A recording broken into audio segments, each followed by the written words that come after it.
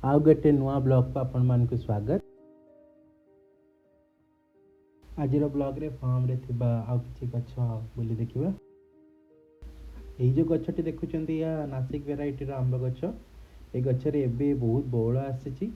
आउ ए गछटी टिके कॉस्टली थिला, अराउंड 3000 टंका पड़थिला।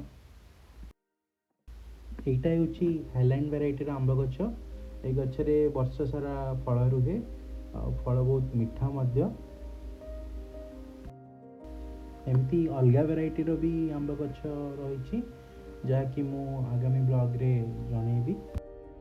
ये किसी देखिपे कम चली कम सरिबा परे मु आपण मानकु जनइबी। आपण मानकु निहात रूपे भल लागिबो।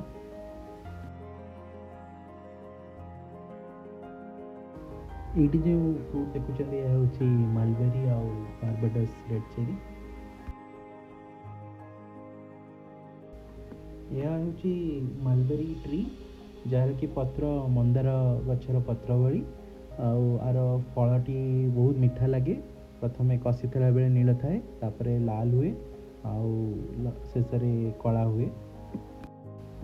यार पत्र को सिल्कवर्म चाषी मैंने काटिकी सिल्कवर्म को खाइबा दियंती। सिल्कवर्म पालन रे गछर पत्र बहुत काम आसे।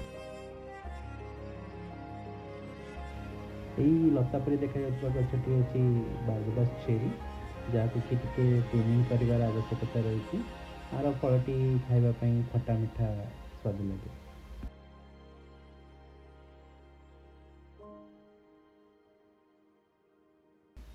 ये आपण मैंने देखिपे रामफल, सीताफल, लक्ष्मण फल एवं हनुमान फल।